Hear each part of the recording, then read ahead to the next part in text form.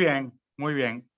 Bueno, como estamos eh, llevando adelante el ciclo de foros de los 20 años de la Corte Penal Internacional, en esta ocasión tenemos el cuarto foro que tiene como tema las investigaciones de la Corte Penal Internacional en Venezuela y Ucrania y el papel de las víctimas. Y para el desarrollo de este interesantísimo tema, tenemos ya, felizmente lo tenemos en nuestra reunión, al doctor Blas Imbroda, Blas de Jesús Imbroda Ortiz. Walter es el presentador. Yo creo que te dejo en la palabra, Walter, para que entonces nos introduzca con Blas y empecemos con el tema, ¿no?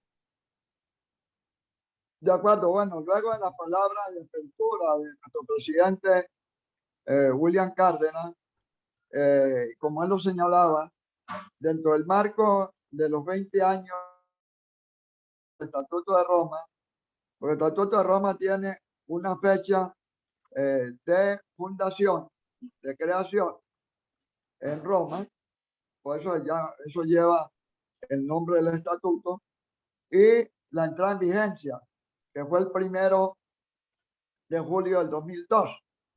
Dentro de ese marco, CICIBEN, Comité Internacional contra la Impunidad en Venezuela, está celebrando su segundo ciclo de foros. Y en esta oportunidad le corresponde hablar sobre dos temas de actualidad. Uno, las investigaciones de los crímenes de guerra en Ucrania a raíz de la invasión por parte de Rusia y la solicitud de los países.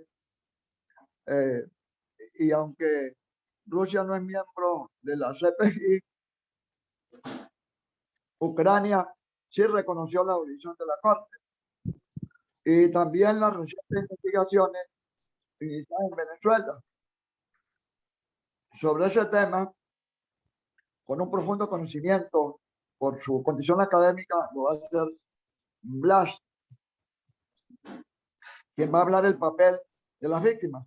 Blas Boda es abogado acreditado ante la Corte Penal Internacional desde el año 2001 hasta la actualidad. Es consejero general de la Abogacía Española. En esa misma fecha, fue presidente del Colegio de Abogados Penal Internacional CAPI del 2017 al 2019.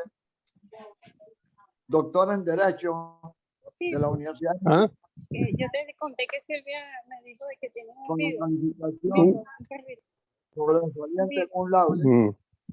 Entonces lo está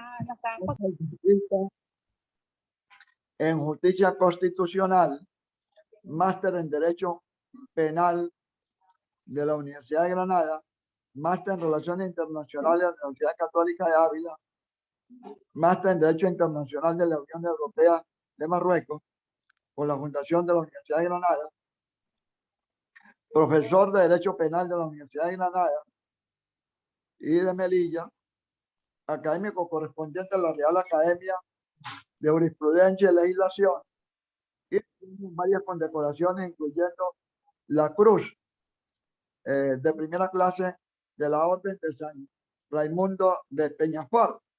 Además, es un activista de derechos humanos preocupado por la crisis en Cuba, en Venezuela y también en Nicaragua. Eso ha conllevado a que él haya asistido a muchos denunciantes en la propia Fiscalía de la propia Corte Penal Internacional. Todos estos cargos nos pudieran afirmar de manera anecdótica que Blas Imbroda tiene más puestos que un autobús. Él tiene multiplicidad de puestos y de funciones, pero con una profundidad de conocimiento del derecho penal internacional y especialmente un gran aliado de los defensores de derechos humanos en Venezuela. Con esto, pues, dejamos en la palabra a nuestro excelente amigo y colaborador del CCB, Blas de Jesús Imbroda Ortiz. Buenas tardes. Muchas gracias, Walter, por tus palabras, por tu cariño siempre. Tenemos una relación ya de hace unos años trabajando con un objetivo común, luchar por conseguir justicia en Venezuela y conseguir que se respeten los derechos humanos y conseguir la democracia. Ojalá lo veamos pronto.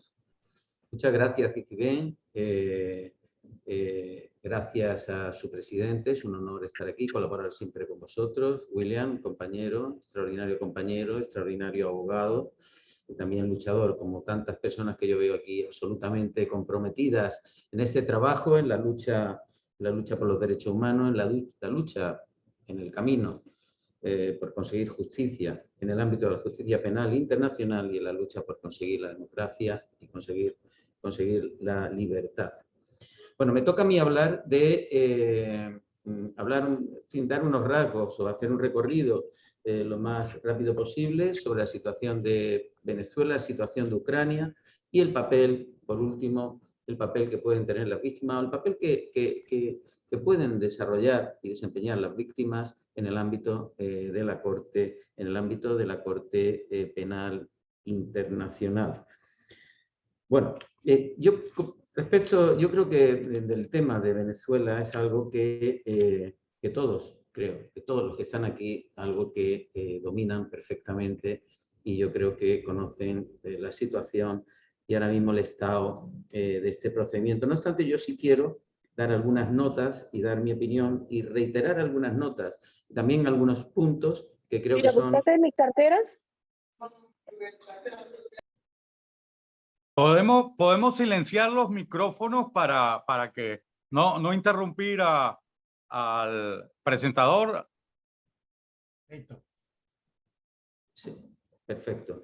Entonces, yo decía que el caso de la situación de Venezuela, el caso de Venezuela es algo muy, muy conocido, muy trabajado, por supuesto, especialmente por ustedes que llevan realizando foros y además trabajando y además investigando y además siendo protagonistas en la lucha por la justicia ante la Corte Penal Internacional. No obstante, yo sí quiero dar algunas pinceladas, algunas notas y también decirles algunas cuestiones. Y reiterar algo que yo ya he hablado, porque yo ya he hablado en el marco también de CICIBEN, por supuesto en otros foros, y he hablado de he hecho un análisis de la situación, del caso de Venezuela ante la Corte Penal Internacional, pero sí me gusta también reiterar algunas cuestiones. Bueno, en línea general vamos a hablar de Venezuela, hablar del caso de Ucrania, es hablar de dos situaciones extremadamente terribles, como todo lo que se presenta ante la Corte Penal Internacional. La Corte Penal Internacional conoce, lamentablemente, porque existen, conoce de los más execrables crímenes internacionales. Y el caso de Venezuela es uno de ellos y el caso de Ucrania es otro. El contraste en Venezuela, lógicamente, se están tratando y se están investigando crímenes de lesa humanidad. En el caso de Ucrania, como ahora veremos, se están investigando crímenes de guerra. Aunque en el caso de Ucrania tengo que decir que la Fiscalía abre el proceso de investigación por crímenes, dice literalmente crímenes, competencias de la Corte Penal Internacional. O sea, no circunscribe en principio, hace bien en el inicio, pero ahora yo luego les diré mi opinión y mi punto de vista, estamos ante crímenes de guerra. Difícilmente crímenes de genocidio, pero podría ser algo también en su caso debatible. En el caso de Venezuela estamos, como sabemos, ante crímenes de lesa humanidad que como son definidos en el artículo 7 del Estatuto de Roma, pues, y lo saben ustedes perfectamente, consisten en ataques generalizados y sistemáticos contra la población civil desde los aparatos de poder, que es el elemento de contexto ese, el ataque generalizado y sistemático contra los aparatos contra la población civil, de forma generalizada y sistemática. Y luego están los actos singulares que se traducen en situaciones de asesinatos, lesiones, torturas, detenciones arbitrarias, persecuciones, etcétera, etcétera, etcétera. El caso de Venezuela, que lleva en la Corte el examen preliminar, se abre en febrero del año 2018, y ahora recientemente ya pasó a la fase de investigación, afortunadamente, y ahora veremos también la situación actual y daré mi opinión. No es, como decía, hasta el año 2018 cuando se abre el examen preliminar ya formalmente.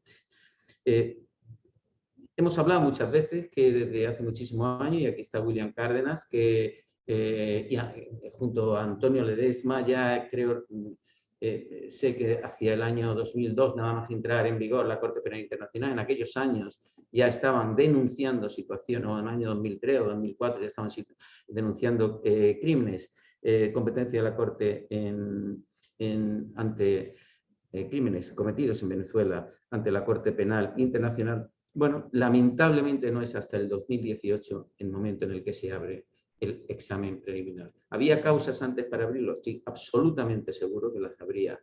Bueno, la Corte Penal Internacional y fundamentalmente el funcionamiento y el camino que desarrolló la Fiscalía desde que entra en vigor la Corte Penal Internacional, bueno, ha tenido sus luces y ha tenido sus sombras.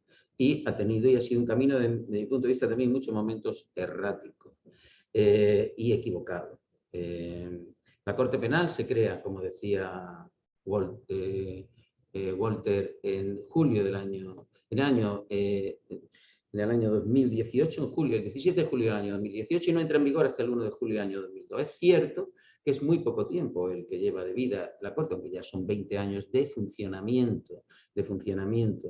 Los tribunales necesitan un desarrollo, más en estos ámbitos que son complejos, que necesitan también una trayectoria jurisprudencial, una doctrina jurisprudencial, etcétera, etcétera, y un hábito de trabajo. Hay que decir que la Corte Penal Internacional cuenta también con el precedente de los tribunales ad hoc para la Yugoslavia, los tribunales y el tribunal ad hoc creado para juzgar los crímenes de la Yugoslavia, que se creó en el año 1993, y el Tribunal Internacional también ad hoc, que se creó para juzgar los crímenes en Ruanda en el año 2004. Y estos tribunales han dado también numerosas, ha habido un trabajo muy importante a la hora de definir los crímenes internacionales, la práctica de las pruebas, las investigaciones, que sí sirven, por supuesto, y que son precedentes absolutamente válidos y eficaces para el funcionamiento de la Fiscalía, para el funcionamiento de las salas y para el funcionamiento en su conjunto de la Corte Penal Internacional. Pero la Fiscalía de la Corte, cuando empieza a funcionar en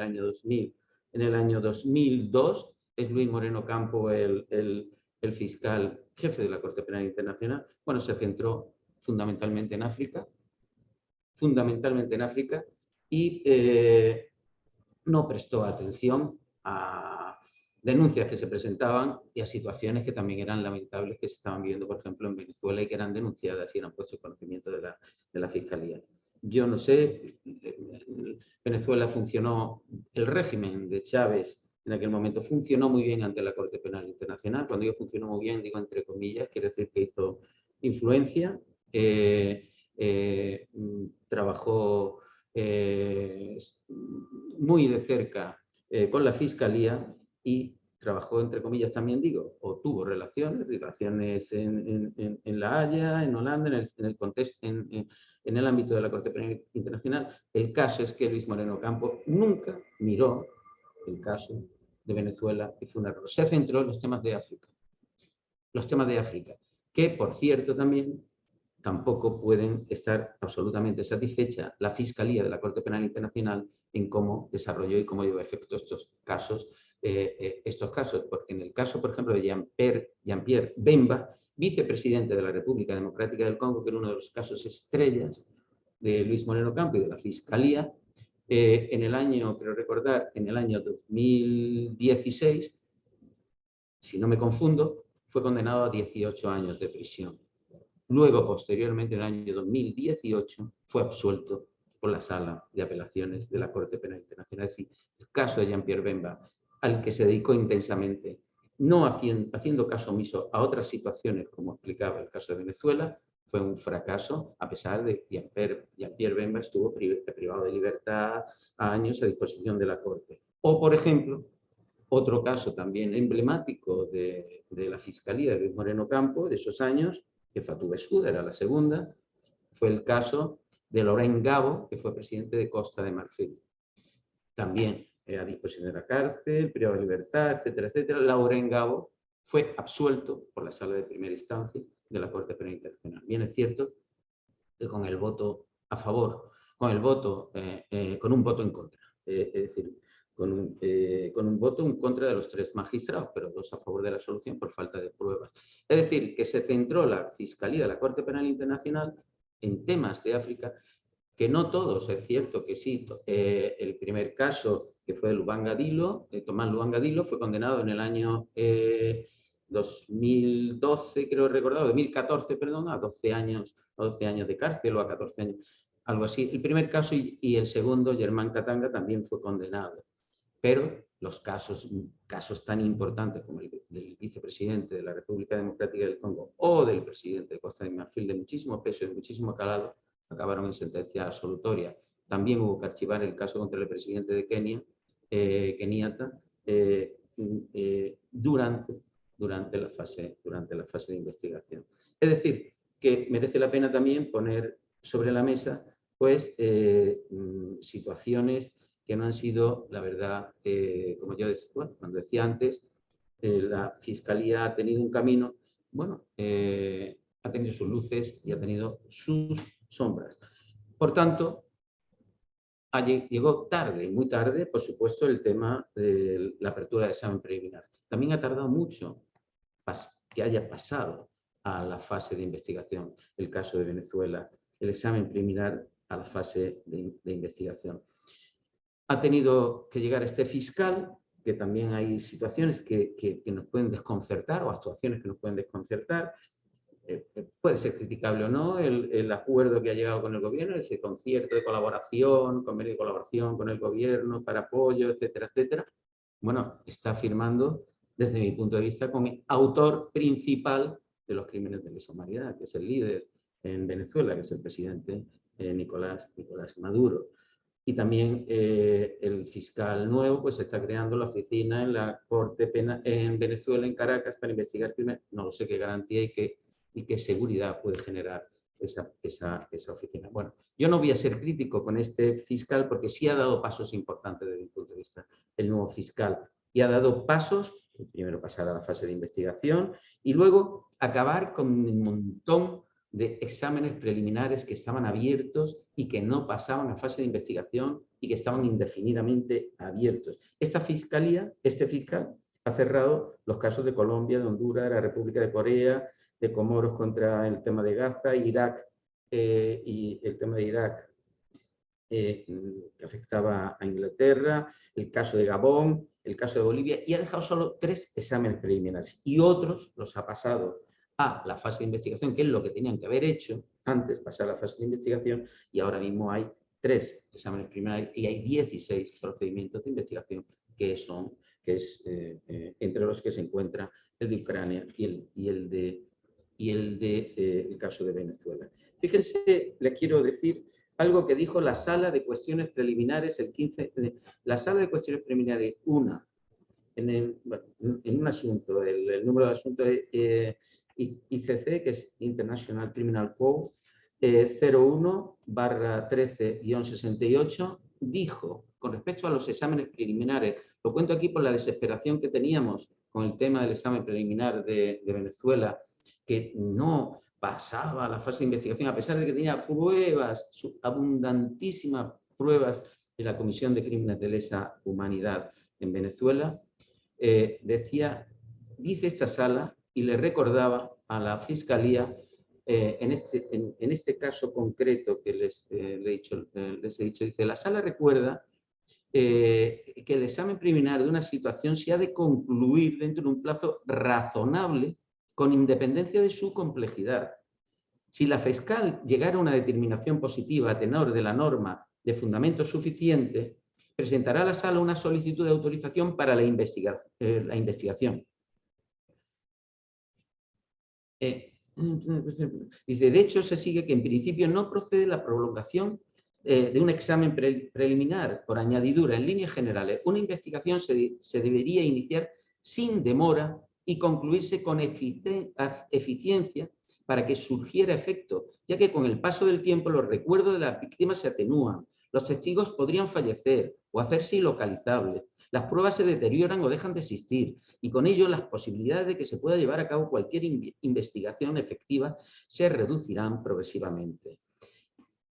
Dice, incluso las salas de primera instancia de la Corte, las que juzgan, no las salas de cuestiones preliminares, las salas de cuestiones las de primera instancia, las que juzgan, han observado el profundo impacto y los efectos perjudiciales que el lapso de tiempo entre el momento de la comisión de los crímenes y el momento en que se presentan las pruebas durante el juicio pueden producir en la fiabilidad de las pruebas que se presentan ante una sala.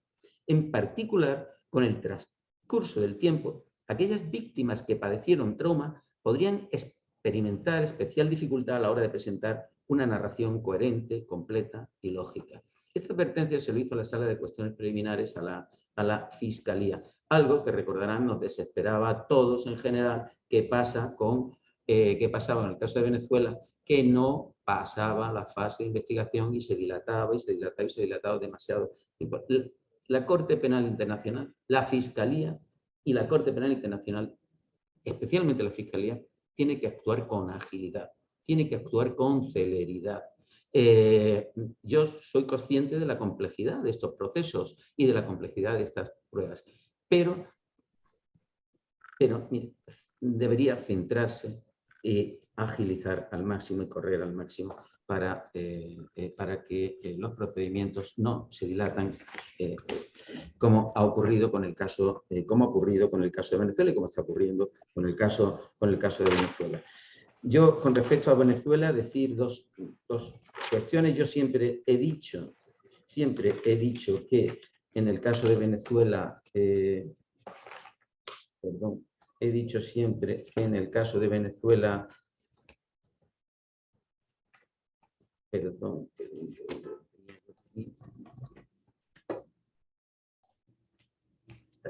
siempre he dicho que en el caso de Venezuela estamos ante delitos continuados. Se cometieron los delitos y se han seguido cometiendo. Todavía la gente sufre torturas, todavía la gente sufre persecución, todavía la gente sufre detenciones arbitrarias, todavía la gente muere en Venezuela. Los crímenes de lesa humanidad, en el caso como ocurre con las dictaduras de corte tiránico, los crímenes de lesa humanidad forman parte del sistema para aterrorizar, para atemorizar, para además mantenerse en el poder, como está pasando ahora mismo con los mismos patrones de comportamiento, con los mismos estándares de actuación, está pasando en Alemania, entre otros sitios. Son crímenes continuados y en consecuencia tienen que correr todo lo máximo posible, tanto la Fiscalía como la Corte Penal, Internacional. Yo he dicho en alguna ocasión, también he dicho, yo conozco perfectamente La Haya, bueno, y he ido y voy con frecuencia. Yo asistía representando, digo asistía porque con el tema del estado de alarma, del coronavirus, etcétera, pues ha habido aquí un paréntesis, pero yo he estado asistiendo a la Asamblea de Estados Partes de la Corte Penal Internacional en representación del Consejo General de la Abogacía Española. Y siempre puedo decirles, y a mí me encanta, y en distintas ocasiones, por razones de trabajo, La Haya me encanta, es una ciudad preciosa, tranquila, pero yo siempre he dicho, la cadencia de los tiempos de La Haya, que son magníficos, son tranquilos, se come muy bien, se pasea muy bien, se vive bien, se gana bien, etcétera, no se corresponden con los tiempos de los que están sufriendo la tortura minuto a minuto en los calabozos y los que están sufriendo las persecuciones. Es decir, esos tiempos son plácidos, pero no se corresponden con otros tiempos, que esos no son plácidos y que precisan la máxima celeridad y el máximo trabajo con la máxima agilidad por parte de la Corte Penal Internacional. Yo con respecto al tema de Venezuela, para no extenderme más, podremos hablar luego. Yo creo que ahora mismo la situación, lo que procede es que se acelere ya la fase de investigación. No sé Bueno, hay ahora mismo, como ustedes saben, las tácticas y las técnicas de defensa del régimen de Maduro, pues van, por una parte, por supuesto, la presentación, que ha sido un contraataque de la denuncia que generó la apertura del examen preliminar Venezuela 2, que yo no sé por qué lo abrieron, tengo que decirlo, que es la denuncia que hizo el régimen por el tema de los embargos, etcétera. No sé por qué lo abrieron, con lo que cuesta abrir un examen preliminar. William, ¿cuántos años cuesta abrir un examen preliminar? ¿Ha costado en el caso de Venezuela? ¿Cuántos años? En el caso de Maduro, denunciando, lo abrieron inmediatamente. Y es precisamente una falacia esa denuncia. Ese examen preliminar no es más que intentar contrarrestar la denuncia y el procedimiento de crímenes de lesa humanidad que se sigue en la Corte Penal Internacional. Se denomina situación Venezuela 1.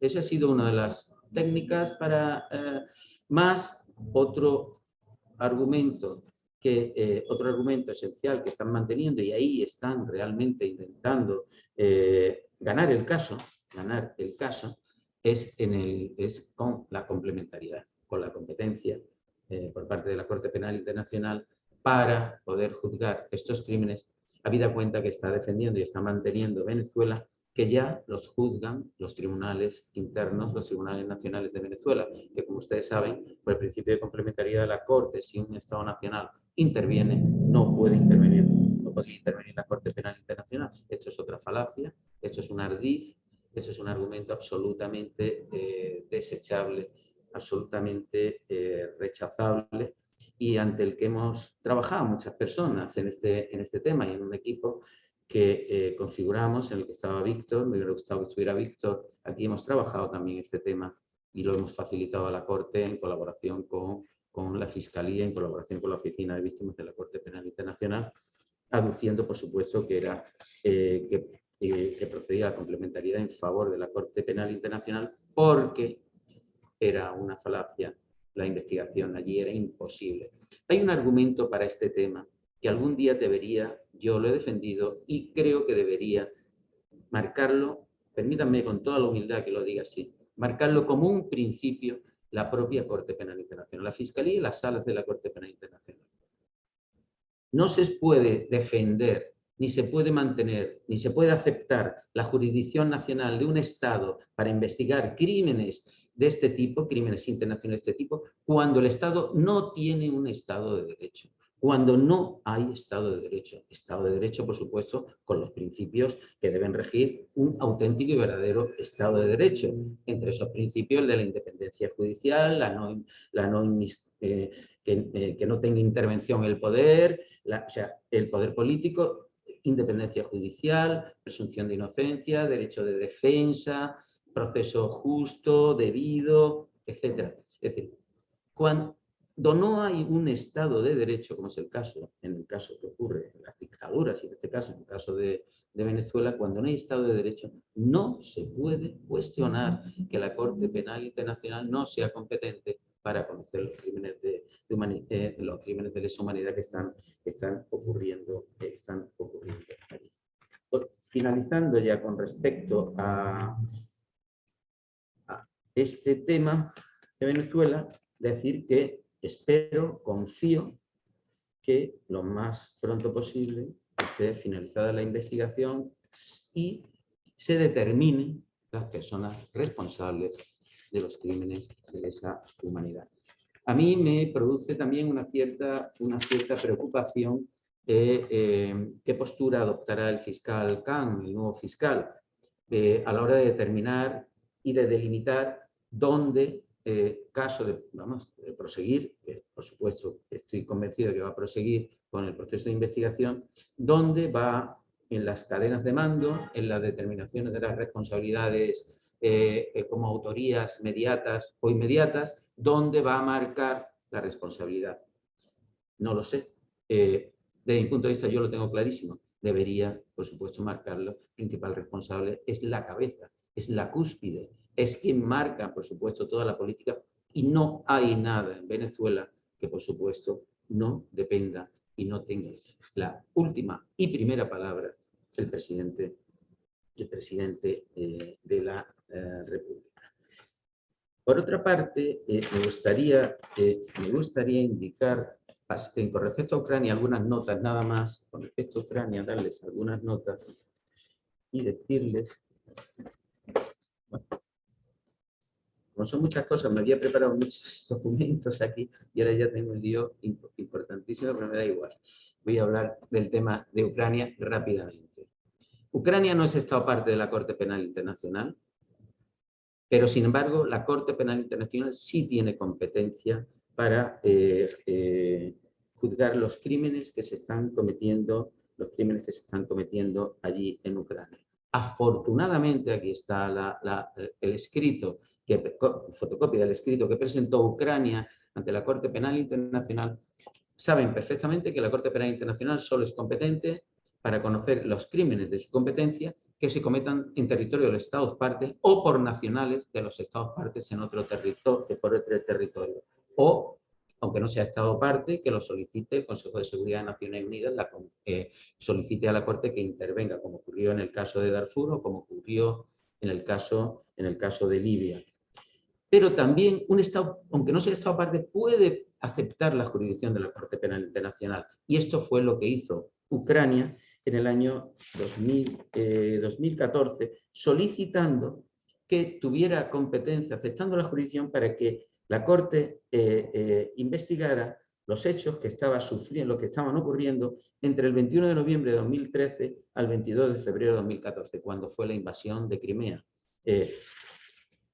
Aquí acotó, por supuesto, el periodo de investigación, pero luego posteriormente, el año siguiente, en el 2015, el ministro de Asuntos Exteriores presentó un nuevo escrito ante la Corte Penal Internacional, aceptando la jurisdicción de la Corte para que siguiera investigando a partir ya, no solo de noviembre de 2013 a febrero de 2014, sino a partir de febrero de 2014. Afortunadamente, ahí no acotó periodo Ucrania en su petición de aceptación de la jurisdicción.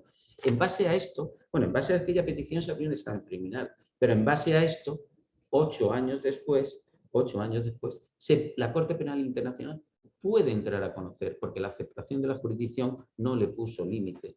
Ucrania, a pesar de no ser Estado parte. Y actualmente se están investigando los crímenes de guerra que se están cometiendo en Ucrania. Se puede debatir, y vamos a los políticos, que algún político dice que están cometiendo crímenes de lesa humanidad en Ucrania, o Putin es un genocida y está cometiendo crímenes de genocidio, etc. Bueno, es difícil ahora mismo determinar exactamente, pero a priori realmente los crímenes que se están cometiendo allí son crímenes del ONU, crímenes de lesa humanidad, aunque suene, pero el crimen de lesa humanidad tiene un concepto distinto y hasta este momento lo que realmente está cometiendo Ucrania es un crimen de agresión, que también es competencia de la Corte Penal Internacional, pero los crímenes de agresión que han entrado en vigor recientemente necesitan la ratificación de los Estados y la aceptación de la competencia sobre el crimen de agresión. En consecuencia, el crimen de agresión no se está aplicando y no se puede aplicar, pero sí los crímenes de guerra y el ataque contra la población civil en el contexto de estos ataques, de este conflicto generado con la agresión y con la invasión de Ucrania por parte de Rusia constituirían crímenes de guerra. Crimen de genocidio, como saben ustedes, la destrucción de un grupo nacional, étnico, religioso o racial. Bueno, si se demuestra que están yendo allí, que están buscando ucranianos y los destruyen como tal, por supuesto, podríamos encontrarnos con un crimen de genocidio. Si se está matando a la población civil dentro de las barbaridades que se están llevando efecto en el contexto de vamos a llamar esa guerra generada por la invasión, estaríamos hablando entonces de crímenes de guerra, que es lo que yo creo que se produce y lo que yo creo que no hay duda ahora mismo es algo que se investigue y en la investigación que se está haciendo aparezcan otras pruebas. Tengo que decir que la Fiscalía de la Corte Penal Internacional ha abierto una página y ha abierto unos links, facilitando unos links para que quien tenga pruebas o pueda aportar pruebas sobre los crímenes que se están cometiendo allí, lo haga. Y quiero contar ya por último aquí en el tema de Ucrania, que en el seno del Consejo General de la Abogacía Española hemos creado un mecanismo de análisis y remisión a la Corte Penal Internacional de pruebas constitutivas de crímenes de guerra en la agresión de Rusia a Ucrania. Tengo que decir que es novedoso este mecanismo, lo creamos nosotros en el Consejo de la Abogacía y hemos redactado formularios, etcétera, y lo que hemos hecho es implicar a toda la abogacía española. La abogacía española está asesorando jurídicamente, protegiendo, apoyando jurídicamente a todos los refugiados que están llegando a España de Ucrania. Están apoyándolos jurídicamente, los colegios de abogados y la abogacía en su conjunto están trabajando al lado de los refugiados y apoyando y asesorando y prestándole asistencia. Pedimos con este mecanismo, lo que buscamos con este mecanismo es implicar a la abogacía. Es que la abogacía, que el abogado que contacte con una persona a la que está asistiendo y esa persona pueda ser víctima de los crímenes, puede ser testigo de crímenes de guerra o víctima de los crímenes de guerra, o testigo. Víctimas son todos, es toda la población, lógicamente, pero víctimas de algún acto constitutivo de crimen de guerra específico, personas que han sufrido ataques en pasillos humanitarios, personas que han visto destruidas sus viviendas, personas que estaban refugiados en un colegio o estaban en un hospital o en una iglesia o tienen familiares que han sufrido y pueden ser testigos de estos hechos o víctimas o facilitar los datos o facilitar pruebas o pruebas videográficas porque han grabado y quieren prestar apoyo a la Corte Penal Internacional en el procedimiento que hay, los abogados hemos facilitado para ello y hemos implicado a todos los abogados, tienen a su disposición un formulario, hablarán con ellos, el abogado cumplimentará un formulario que hemos redactado con puntos y demás, mandará las pruebas. Hemos creado en el Consejo un comité que evalúa si son realmente pruebas de actos de crímenes de guerra y los remitirá a la Corte Penal Internacional. Es decir, nosotros del Consejo General de la Abogacía Española estamos colaborando con la Corte Penal Internacional en el ámbito de la investigación de los crímenes de guerra que se están cometiendo y unos puntos con respecto a las víctimas. Con respecto al papel que juegan las víctimas. Si me cedo de tiempo, me avisa, por favor, o William o el test. Con respecto al papel de las víctimas tienen un papel muy importante de la Corte Penal Internacional. Lo primero que tengo que decir son dos cuestiones absolutamente importantes y cardinales aquí en el tema de las víctimas y la Corte Penal Internacional. Por primera vez, dos hitos históricos. Por primera vez en la historia, ante un tribunal penal internacional, las víctimas tienen acceso a los procedimientos y la posibilidad de presentar sus opiniones y observaciones. Siempre vamos a hablar, y el estatuto y las normas siempre hablan que las víctimas puedan presentar sus opiniones y observaciones. Es decir, puedan participar las víctimas en los procedimientos ante la Corte Penal Internacional. Esto es radicalmente novedoso. Esto no existió antes.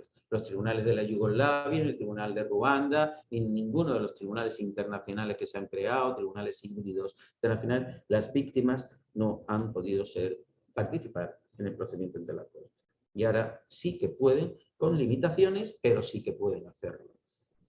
Y otro hito histórico. Por primera vez en la historia, un tribunal penal internacional va a reparar a las víctimas de los crímenes competencia de la Corte Penal Internacional. Nunca ha habido un tribunal penal internacional que reparara a las víctimas, que finalizara. Los tribunales, todos los que hemos dicho, desde el de Nuremberg hasta Yugoslavia, Ruanda, etcétera, etcétera, no finalizaban con indemnizaciones, con reparaciones, con rehabilitaciones, etcétera, etcétera. No finalizaban con reparaciones. Los procedimientos ante la Corte Penal Internacional, sí, por primera vez en la historia. Las víctimas, ¿qué posibilidades de actuación tienen? 4 ámbitos importantes. 4 ámbitos y se los diré de forma resumida. 1. remitiendo información a la Fiscalía. Ese es el primero y principal, que esto sí que lo hacemos y que sí que lo trabajamos y que sí que hemos ido allí a la Fiscalía a presentar pruebas, sí que estamos, y muchas compañeros, abogados, trabajamos para aportar pruebas ante la Fiscalía, tanto para que inicie un examen preliminar, como luego dentro y en el seno del examen preliminar, en el examen preliminar, como ustedes saben, la Fiscalía va a analizar la competencia material, temporal, territorial, personal, etcétera, de la Corte Penal Internacional, pero también la gravedad y si hay hechos que son constitutivos, lógicamente, constitutivos de estos crímenes. Además, por supuesto, va a analizar el interés de la justicia. Bueno, las fases del examen preliminar, que no me voy a extender en ese tema.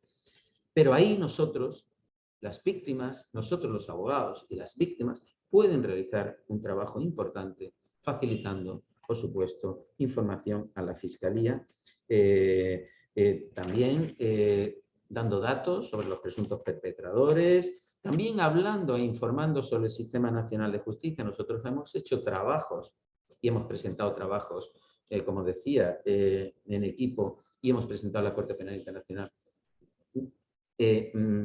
acreditando e informando a la Corte, desde un punto de vista técnico, por qué la Corte Penal Internacional tenía que intervenir en base al principio de complementariedad y por qué había una ausencia de Estado de Derecho en Venezuela.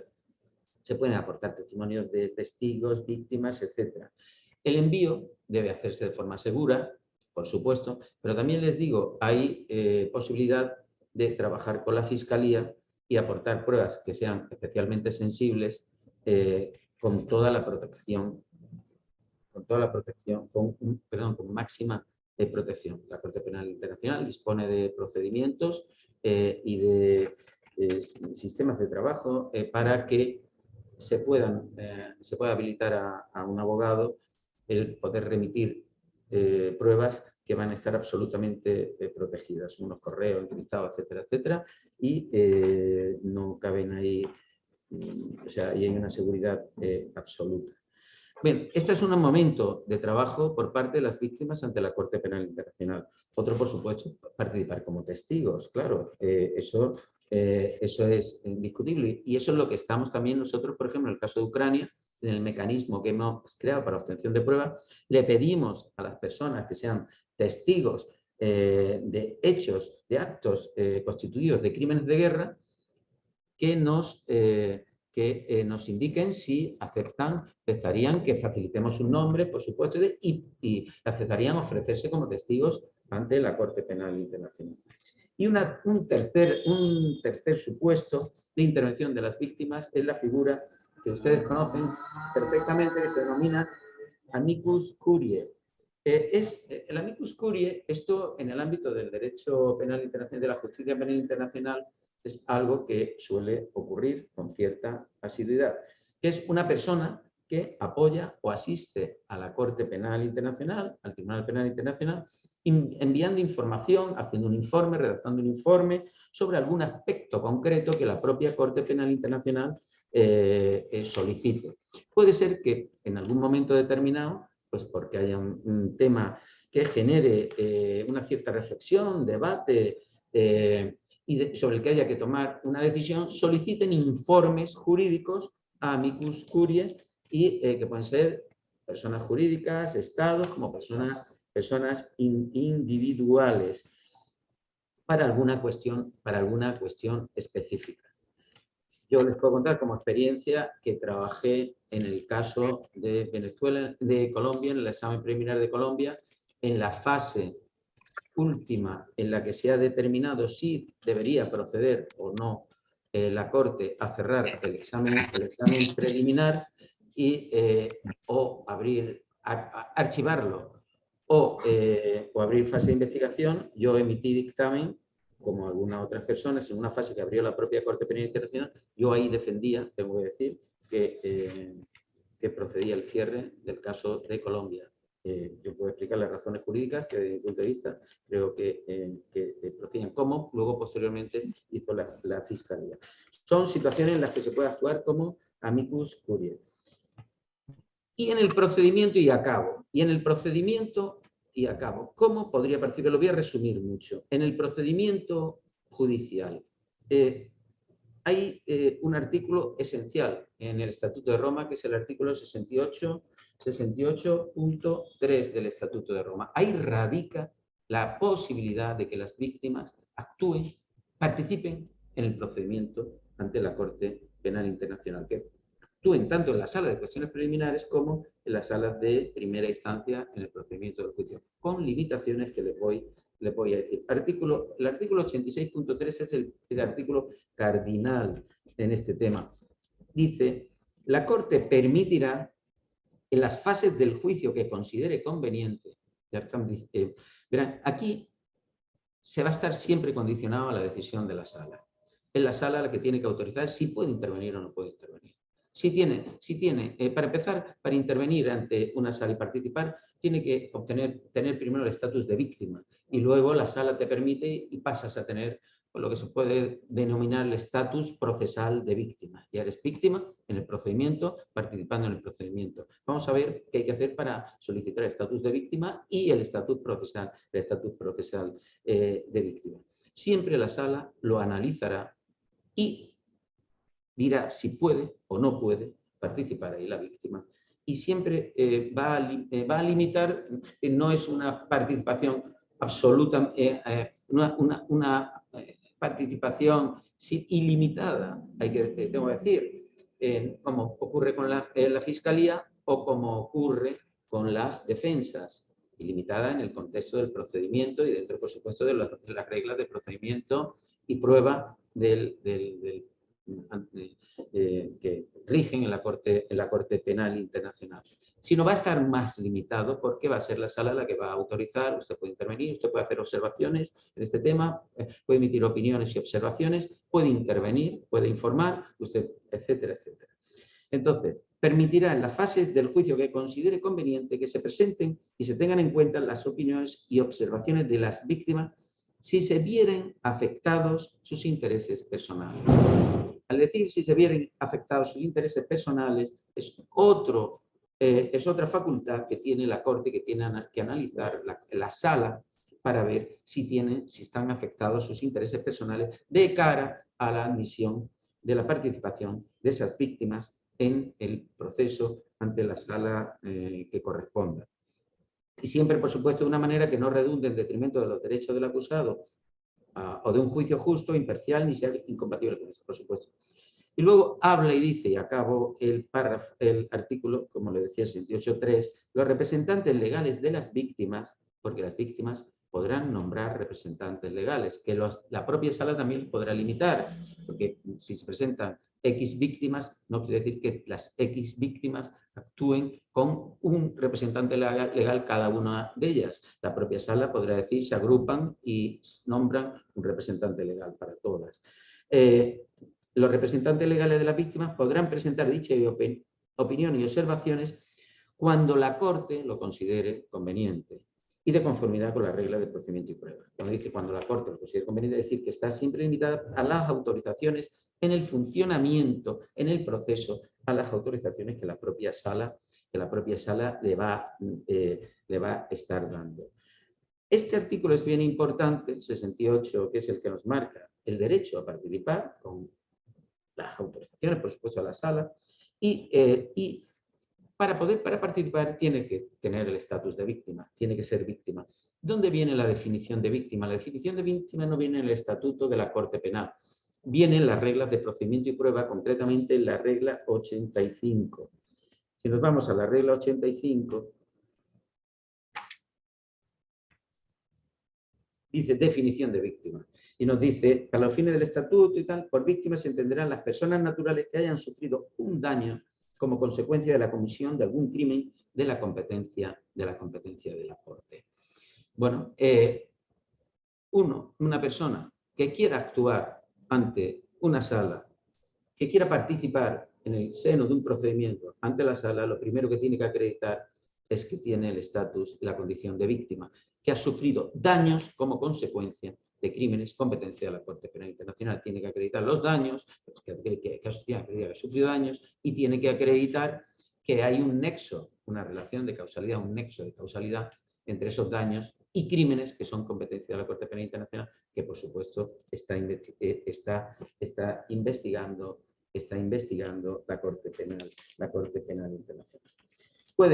Pueden participar y para participar pues bueno, presentarán opiniones y observaciones. Una vez que se ha admitido y se ha aceptado el estatus de víctima y el estatus procesal de víctima, actuará y puede actuar con representante legal y pueden presentar opiniones y observaciones, presentar documentos, bueno, o puede solicitar incluso a la Sala de Cuestiones Preliminares que ordene alguna medida específica.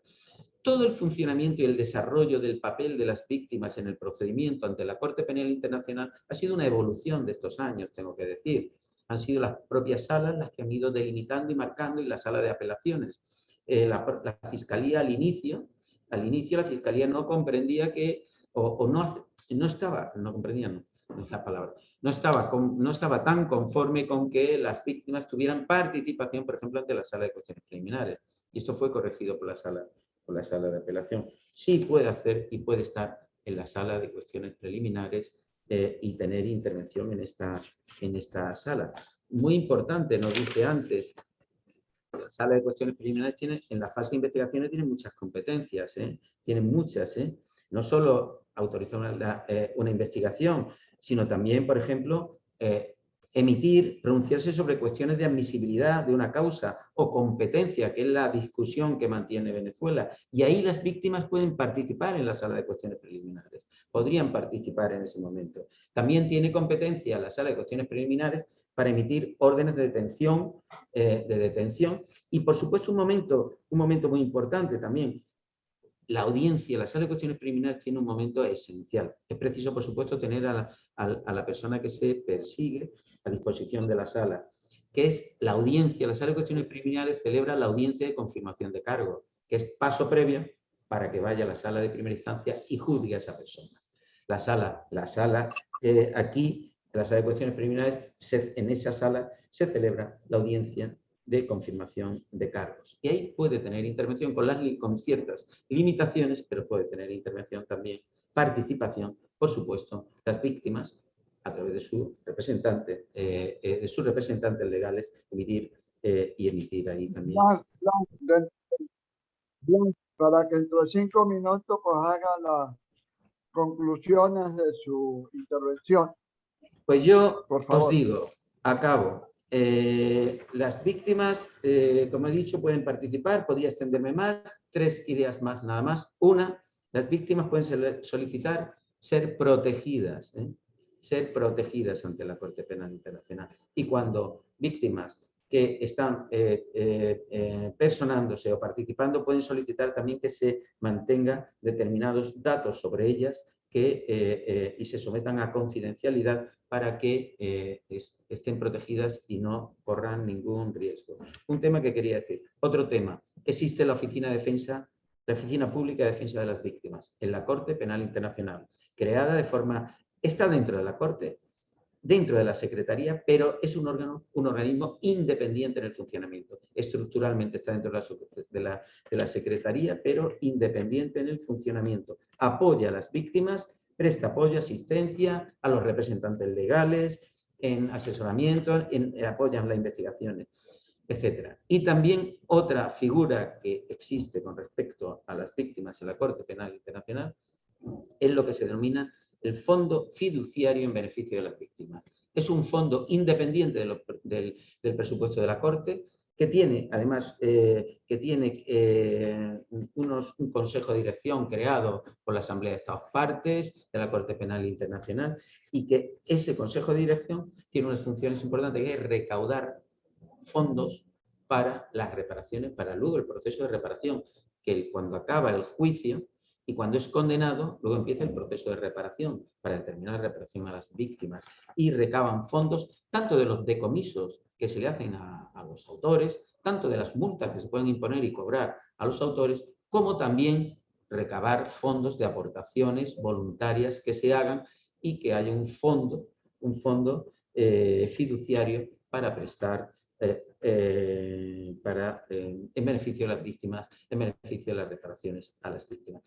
Esto es un recorrido, es muy largo el tema. Y el tema de las víctimas es muy largo y son muchos los ámbitos que se pueden afrontar con respecto al tema de las víctimas. Pero yo lo que diría en conclusión es que las víctimas pueden estar, por supuesto, y participar. Por primera vez ocurre en la historia de la justicia penal internacional. Y las víctimas deben estar también en el procedimiento de Ucrania y en el procedimiento de Venezuela. Nada más, muchas gracias.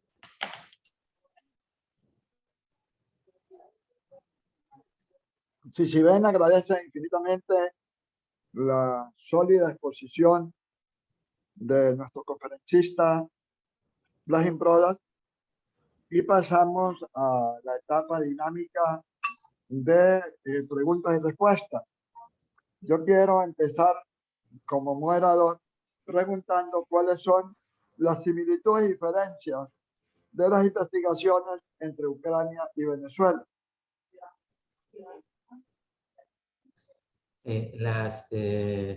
La diferencia, desde mi punto de vista, es que es el crimen competencia de la Corte, que es objeto de la investigación. En el caso de Venezuela son crímenes de lesa humanidad, en el caso de Ucrania son crímenes de guerra. Que los crímenes de guerra están los ataques a la población civil, ataques a los pasivos, destrucción de edificios civiles, asesinar a personas civiles en el seno de una contienda, de un conflicto, de una guerra. Yo en el caso de Ucrania antes no dije, y sí voy a aprovechar en el caso de Ucrania, si la Fiscalía es ágil, si la Fiscalía es rápida, si la Fiscalía actúa con celeridad y con contundencia, no tiene tanta dificultad para aportar pruebas de los crímenes de guerra que se están cometiendo en Ucrania. Son muchísimos, nada más que hay que abrir los telediarios para verlo. Están en las fuentes públicas, en las fuentes abiertas. También hay allí personas forenses investigando, policía, etcétera. Desde mi punto de vista, lo que tenía que hacer la Fiscalía es ya pedirle aportar todas esas pruebas y pedir a la Sala de Cuestiones Preliminares la detención, la orden de detención internacional contra Vladimir Putin. Esto lo he mantenido yo y lo mantengo y creo y opino que debería producirse lo más rápidamente posible. Lo hizo la Corte Penal Internacional con el presidente Omar el-Bashir, presidente de Sudán. Perfectamente lo podría hacer. No es que lo podría hacer, lo debería hacer ahora y daría una voz al mundo de que la Corte Penal Internacional no va a admitir bajo ningún concepto la barbarie y el crimen brutal que se está produciendo en Ucrania. Excelente. Le agradezco a Blas, a Wilfredo, que contiene el control de la pantalla, que me ayude a identificar quienes han pedido la palabra o pueden pedir la palabra para que le hagan preguntas al conferencista. Sí, hasta ahora no hay nadie que te haya pedido la palabra, no, nadie tiene la mano levantada, pero si entra en el chat hay varias preguntas. Si quieres, bueno, entra y la ves ahí, la puedes agrupar. Sí. No, pues hazlo usted que tiene el control de la pantalla y de las preguntas. Haga, por favor, lea las preguntas que han hecho vía web, vía online, vía chat. Muy bien, o comentarios. Ya las voy a ubicar.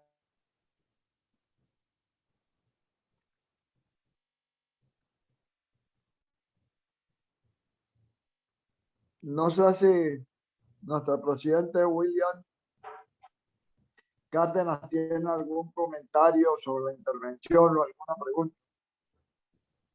Sí, por ahora se le cayó la llamada a William, pero aquí tengo una pregunta de Olivier Mouton. ¿Qué se puede hacer ante esta falta de derecho institucional? Desde cualquier punto de vista, antes estos indicios de crímenes de lesa humanidad para los pensionados jubilados dentro y fuera de Venezuela.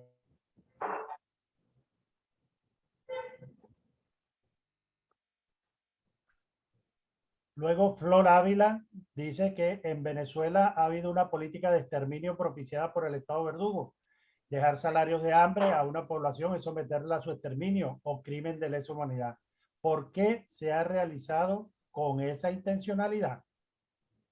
Y agrega, La pregunta es si los salarios que en Venezuela son muy bajos, no pasan de $20, $10, $5, se pudieran considerar crímenes de lesa humanidad de exterminio por la privación de alimentos y medicinas ante los recursos muy limitados a la que somete el régimen a los jubilados especialmente y a todos los trabajadores. Bueno, todo es, yo diría que todo es más de lo mismo.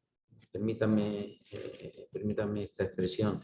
Todo es un régimen, bueno, un régimen que ha llevado ¿qué les voy a decir a ustedes? Que lo saben mucho mejor que yo, porque además lo han vivido en sus propias carnes.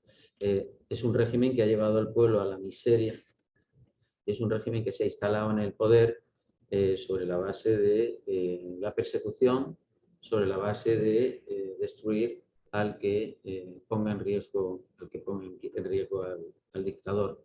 Yo antes lo decía al principio, los crímenes de lesa humanidad son inherentes a las dictaduras de corte tiránico. Forman parte, porque es una forma de control del poder, por parte del poder, del control total de la sociedad, del Estado, de las instituciones, poder judicial, etcétera, etcétera, etcétera. Y al que estorba o al que molesta, sin la menor garantía, porque no existe el Estado de Derecho como tal, no existe, sin la menor garantía, pues se detiene arbitrariamente, las torturas son sistémicas, etcétera, etcétera. Yo opino que la ruina económica es un resultado más del régimen y es una consecuencia más de este régimen. El crimen de lesa humanidad, el caso de Venezuela, desde mi punto de vista, se tiene que acotar y se tiene que centrar. Y tiene que estar centrado desde mi punto de vista fundamentalmente ahora mismo, porque es que cuesta mucho trabajo. Como pueden ver, la Fiscalía le ha costado, primero que abra el examen preliminar, le ha costado muchísimo, muchísimo trabajo. Segundo, que pase a la fase de investigación, muchísimo. Bueno, cuando desde mi punto de vista el caso, y permítanme que lo diga, lo he dicho en la Corte Penal Internacional, el caso de Venezuela es un caso paradigmático para la Corte Penal Internacional. Es un caso, además, nada especialmente complicado. No es fácil sentar en el banquillo a los máximos responsables de los crímenes de lesa humanidad, o al menos dar las órdenes de detención internacional. Los crímenes están acreditados, tienen pruebas de sobra, hay víctimas, hay testigos, hay pruebas documentales, hay pruebas de todo tipo, absolutamente de todo tipo. Tiene competencia, no procede, procede el principio de complementariedad, no hay Estado de Derecho. No sé por qué el caso de Venezuela no avanza con más celeridad y con más agilidad. Ahora, yo creo que habría que centrarlo ahora mismo en el tema de los crímenes, en el tema de todos los actos estos singulares que vienen contemplados en el artículo 7 del Estatuto de Roma. Más allá de la situación económica, la ruina, etcétera, etcétera, que yo creo que es consecuencia de lo mismo. Es consecuencia precisamente de una dictadura que se instala en el poder y que se sostiene sobre crímenes de lesa humanidad. Una opinión, por supuesto, personal, que respeto cualquier opinión que pueda diferir. Si me permite, Walter, hay una pregunta también del amigo Carlos Herrera que dice lo siguiente, que si cree que la Corte Penal Internacional tenga miedo de algún daño colateral por parte de Rusia al momento de poder ir por su presidente en referencia al caso de Sudán. Vamos a ver, yo creo que, disculpen, tenga miedo de algún daño colateral por parte de Rusia. Vamos a ver, la Corte Penal Internacional tiene que ser un tribunal absolutamente independiente. Tiene que ser un tribunal absolutamente profesional. Y el logro, la creación de la Corte Penal Internacional fue un paso histórico, un hito también histórico. En la historia de la humanidad nunca hubo un Tribunal Penal Internacional permanente con vocación internacional. Nunca lo hubo, e independiente. Nunca lo hubo como tal. Así, ha habido tribunales ad hoc, tribunales creados para situaciones concretas, pero nunca un tribunal permanente. Y ha sido un gran logro. Pero el Tribunal Penal Internacional tiene que actuar.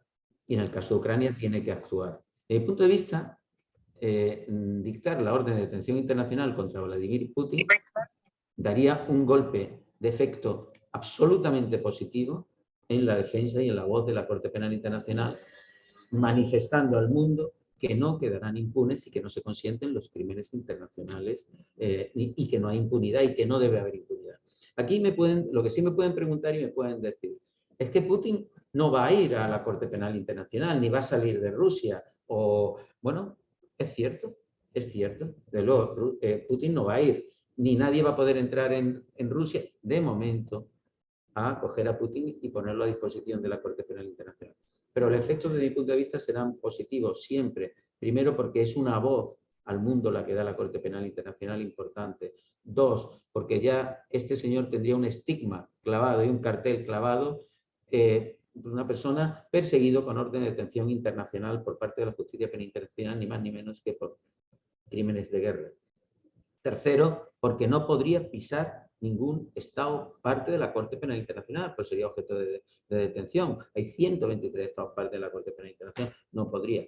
Y, no sé, ya bueno, ahora mismo ya está expulsado del G8, del G7, o de los grupos estos importantes de Estado, pero no podría ir a estos, salvo que se celebre, solo podrá ir a Cuba. Hombre, tiene unos países donde ir, Cuba, Corea del Norte y China, por ejemplo, pero no va a poder ir a ningún otro país. Y porque yo estoy convencido, por supuesto, y su legitimidad en el mundo quedaría absolutamente, bueno, ya creo que está absolutamente su legitimidad y su imagen absolutamente por los suelos, como también lo estaría, yo creo, frente a su propia población.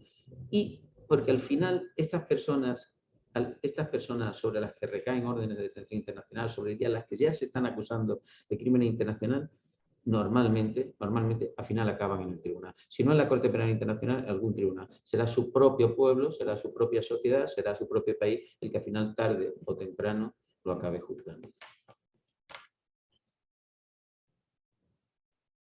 No hay más preguntas, Walter. Loa, por supuesto. Quisiera, con el permiso de nuestro presidente William Cárdenas, pues pedirle a nuestro vicepresidente Faciano Padrón que cierre esta importante disertación que ha hecho Blas Prodan, ex presidente del Colegio de Abogados Penal Internacional, CAPI. Así que yo sé que nuestro presidente no va a tener ningún inconveniente en que nuestro vicepresidente Faciano Padrón, siempre que no intente un golpe de Estado para quedarse con la presidencia, que Faciano, menos mal que Faciano no es el Táchira, donde hubo muchos dictadores y militares golpistas, es como el centro del país. Gracias, Walter. Ese peligro no existe. Nuestro presidente está a buen resguardo. Por supuesto que no quisiera yo decir las últimas palabras. Yo le pediría al doctor Imbroda Ortiz que cierre él, que después de mis palabras, con unas palabras de él, demos por cerrado este importante encuentro. Lo que les quiero decir es que no me ha sorprendido para nada Blas Jesús Imbroda Ortiz. Nos tiene acostumbrados siempre a estupendas exposiciones, a charlas claras, inteligentes, que nos permiten entender en profundidad la situación en la cual nos encontramos. Hoy el tema era bien difícil y bien extenso. Decía uno, ver cómo va a combinar lo de Ucrania con lo de Venezuela y luego el rol de las víctimas. Y hemos visto desarrollar de manera verdaderamente estupenda, académica y además basada en la experiencia, en la realidad, estos temas que nos alientan para seguir adelante. Este ciclo, desde mi perspectiva, y así lo quería nuestra junta directiva de CICIBEN, tiene el propósito de poner de relieve la importancia, las fallas, por supuesto que sí, las debilidades también, pero igualmente los aciertos de la justicia internacional y de esta Corte Penal Internacional en la cual tenemos puestas nosotros nuestras esperanzas. De modo pues que, doctor Imbroda Ortiz, profundamente agradecido en nombre de CICIBEN, yo diría que en nombre de los que amamos la justicia, los que tenemos fe en la justicia universal. Quisiera pedirle en nombre de CICIBEN, porque con sus palabras demos por cerrado el evento de hoy. De nuevo, gracias a usted y gracias a todos los que nos han acompañado. Adelante, doctor Imbroda Ortiz. Muchas gracias, doctor Padrón. Muchísimas gracias por sus cariñosísimas palabras. Gracias, Walter. Gracias a todos, de verdad. Gracias a William. Y para mí es un placer y además es un honor estar con ustedes. Y es un honor porque estoy rodeado de personas absolutamente comprometidas también, y comprometidas en la lucha, en la defensa de la justicia, en que haya justicia, en que no haya impunidad.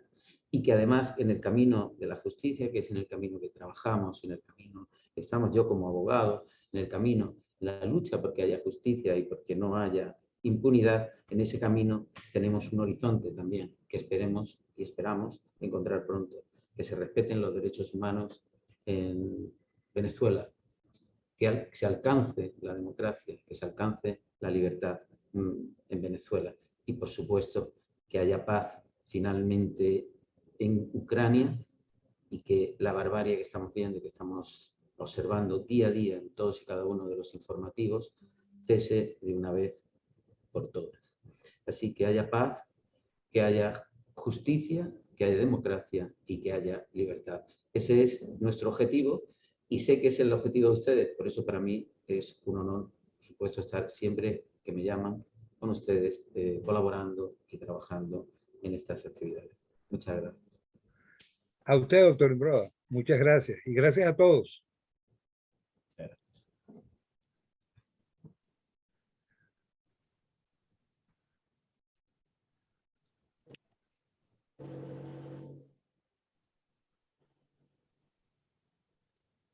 Sí, William se le cayó la llamada y no ha podido entrar, ya te escribió ahí. Ajá. Afortunadamente que todo terminó muy bien. Gracias. Muy bien, vale. Hasta luego, Walter.